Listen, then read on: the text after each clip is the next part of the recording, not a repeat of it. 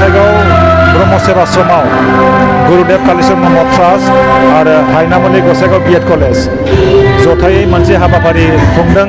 बेनो जाहैबाय 2020 मायथाइयाव साहित्य एकाडेमि बान्था मोननाय बिजाब गथ'सा बिसम्बि, बे बिजाबखौ गसाइगावनिनो सासे रिटायार्ड फोरोंगिरि बिश्वनाथ नार्जारिया असमिया रावाव राव सोलायदों। बेखौ बेखेवनाय हाबाफारि बेयाव गाहाय आलासि महरै जोङो हांख्रायहरदों। बर' थुनलाइ आफादनि नेहाथारि सहेन्द्रनाथ बसुमतारी बे हाबाफारियाव बाहागो लाफैगोन।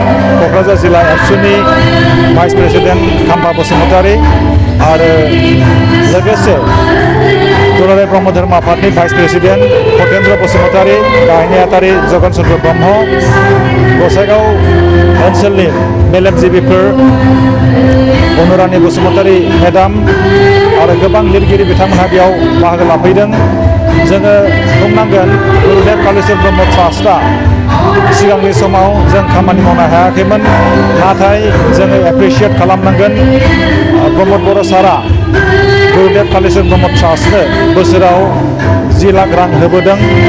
बे रांजों जोङो 18 एप्रिल गुरुदेव कालीचरण ब्रह्मनि जोनोम सानखौ गाजा गोमजायै जोङो खुंबोदों आरो बोसोरफ्रोमबो जोङो गुरुदेव कालीचरण ब्रह्म बान्था बेखौ जों गथायबोयो।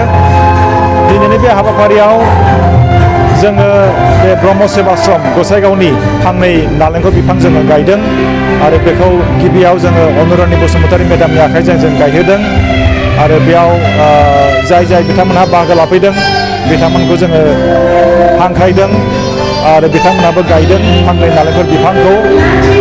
जोंनि गुबै थांखियानो जाहैबाय गुरुदेव कालीचरण ब्रह्मनि सान्थौखौ फोथांनानै लाखिनाय आरो फेहेरनाय। गुरुदेव कालीचरण ब्रह्मआ सासे धोरोमनिल' गुरु नङामोन, बिथाङा सासे फ्रिडम फाइटार मुभमेन्टआव बाहागो लाबोनाय सासे हिर'। नाथाय जोंनि गोबां सुबुंफ्रा गुरुदेवखौ भारतनि उदांस्रि फोथारनिफ्राय बावगारलांनो जों हमदों।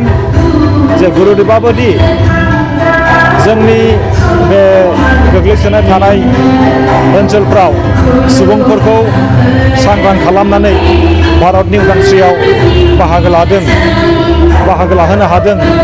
महात्मा गान्धीखौ 1934 मायथाइयाव रुपसियाव हांख्रायहरनानै मोनसे एगजिबिसन खालामदों। थ' बेफोरबो मोनसे उदांस्रि सोमावसारनायाव बाहागो लानाय मोनसे हाबाफारि।